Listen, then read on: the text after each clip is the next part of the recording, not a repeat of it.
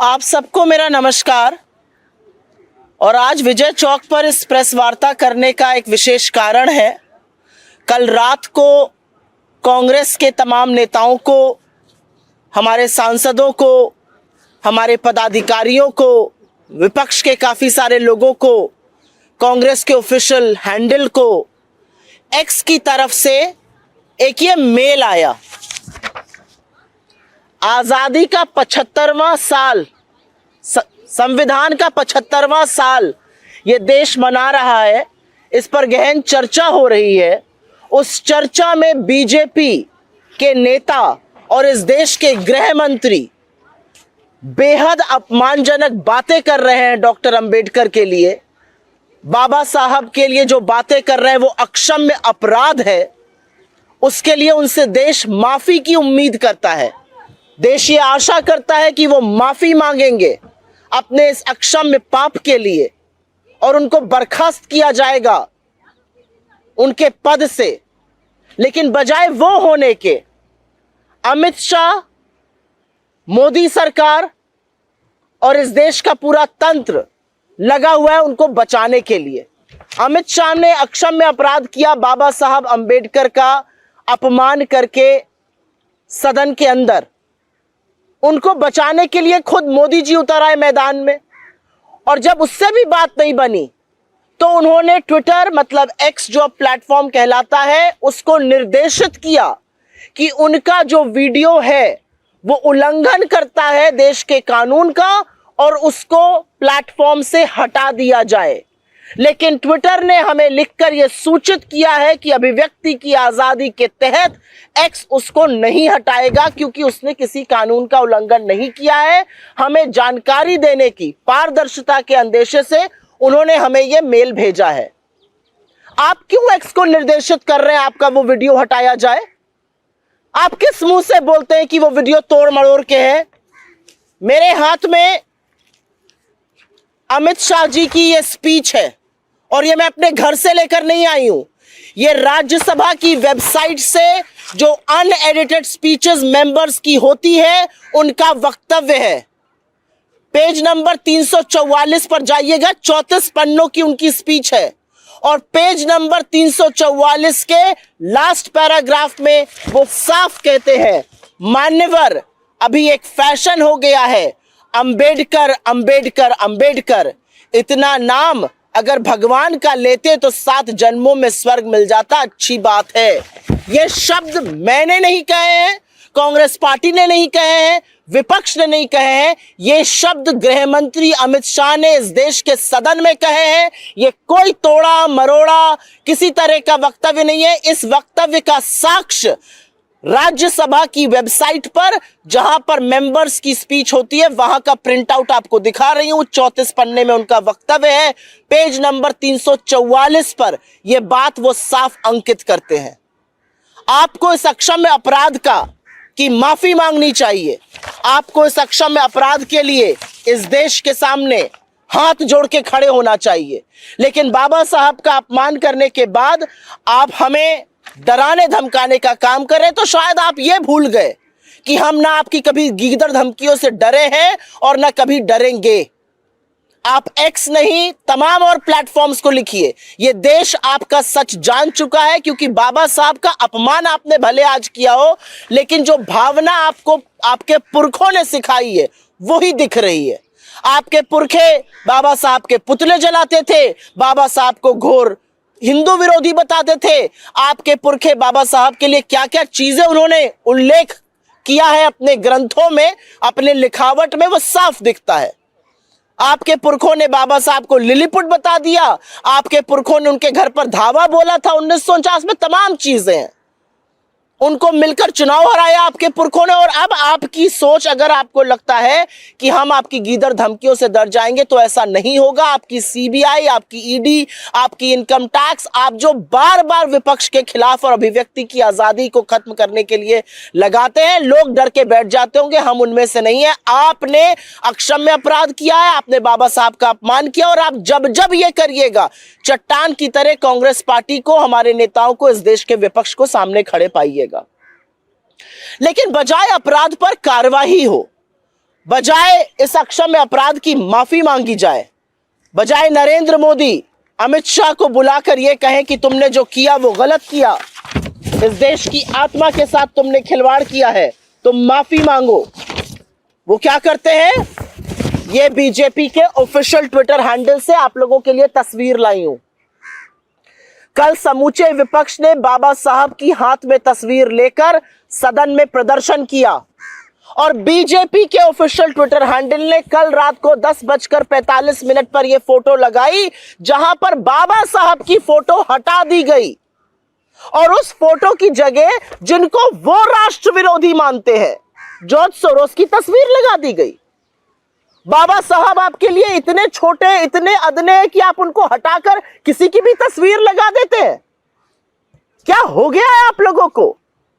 इस देश के संविधान निर्माता ने जिसने इस देश के हर व्यक्ति को एक बराबरी का दर्जा दिया, सम्मान दिया, उनकी फोटो आप इतनी आसानी से हटाकर उस व्यक्ति की लगाते हैं जिसको आप राष्ट्र विरोधी मानते हैं। क्या मैं ये मानूं कि इस ओरिजिनल, और ये ओरिजिनल तस्वीर है जो हैंडल्स पर गई थी, इस ओरिजिनल तस्वीर के साथ खिलवाड़ कर बाबा साहब की फोटो बदलकर दूसरी फोटो लगाई गई, उस व्यक्ति की लगाई गई जिसको भारतीय जनता पार्टी राष्ट्र विरोधी बुलाती है। ये किस तरह की सोच है?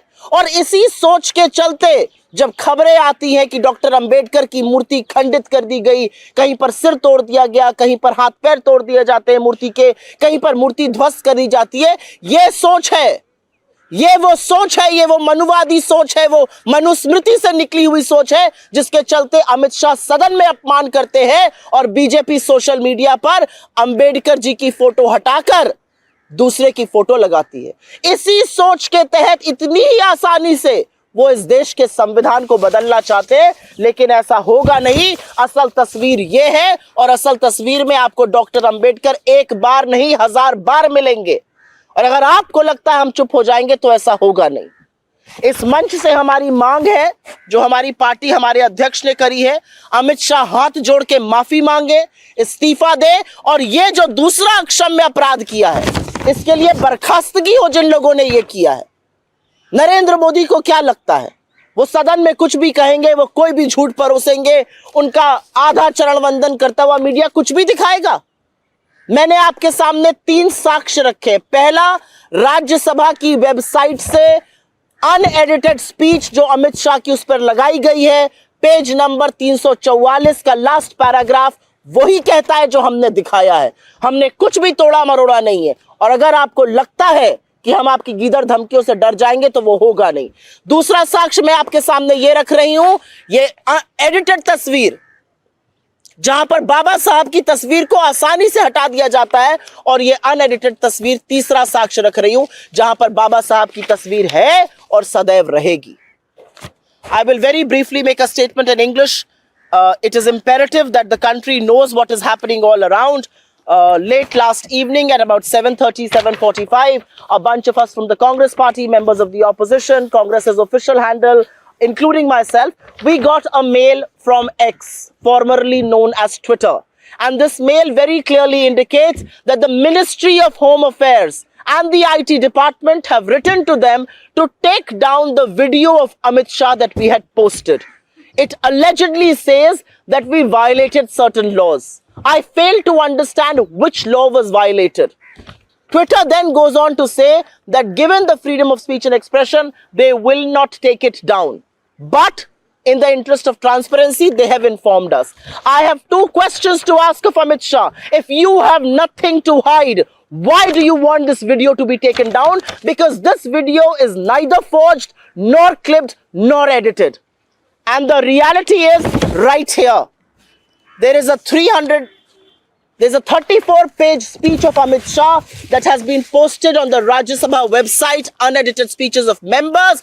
Page number 344 has Amit Shah's speech in which he clearly states what we have put, which is मान्यवर। अभी एक फैशन हो गया, अंबेडकर अंबेडकर अंबेडकर, इतना नाम अगर भगवान का लेते तो 7 जन्मों का स्वर्ग मिल जाता। This is exactly what Amit Shah said.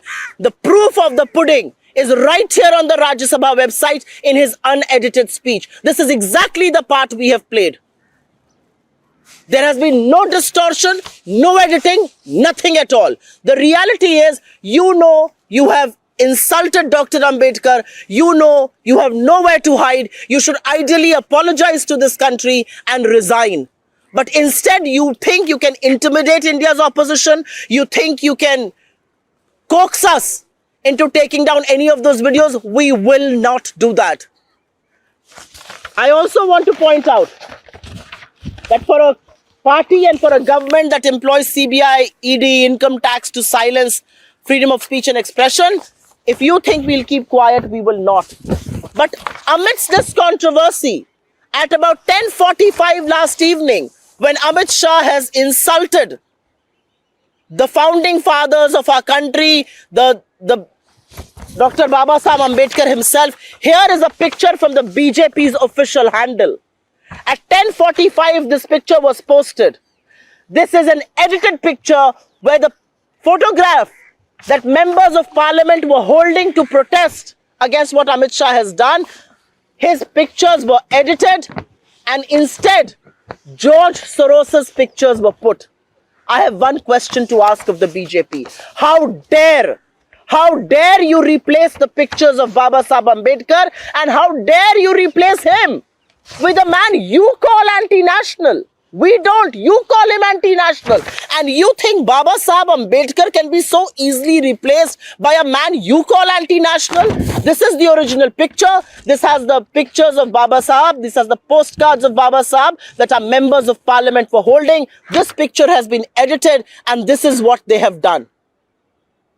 And this is exactly the mindset with which and how easily they want to change India's constitution. This is exactly the mindset that manifests when multiple statues of Dr. Ambedkar all across the country are destroyed, are broken, are mutilated. This is exactly the proof of why they do it, because this is who they are. They are opposed to India's constitution. They are opposed to Dr. Ambedkar, and which is why they can so easily replace him in pictures. Amit Shah should apologize to this country. Amit Shah must resign, a demand of the Congress party and the opposition, and people responsible for editing pictures of Baba Saheb Ambedkar. Heads need to roll in the BJP. That is the sum and substance of what we want to say here. Your questions are more than welcome. आपका कोई सवाल अगर हो तो? बहुत धन्यवाद. ये अक्षम्य अपराध है और इस अपराध को लेकर हम चुप नहीं रहेंगे. इस अपराध के खिलाफ हम आवाज उठाएंगे. हम चट्टान की तरह हर उस जगह खड़े पाए जाएंगे जहां पर बाबा साहब का अपमान होगा. उसके खिलाफ हम अपनी आवाज उठाते रहेंगे. ये बीजेपी, उनके घटक दल, उनके बददिमाग प्रवक्ता, उनके निकम्मे मंत्री सांसद और बाबा साहब का अपमान करने वाले नरेंद्र मोदी और अमित शाह दोनों ये बात कान खोल के सुन लें और समझ लें. आप लाख एक्स को चिट्ठी लिखते रहिए, आप फोटो एडिट करते रहिए, ये आपका पाप है और पाप का आपका घड़ा बढ़ता जा रहा है. धन्यवाद. Stay ahead with our cutting edge news app. Instantly access the latest shorts in just 1 minute and breaking news in just 50 words. Download now for a smarter, faster news experience.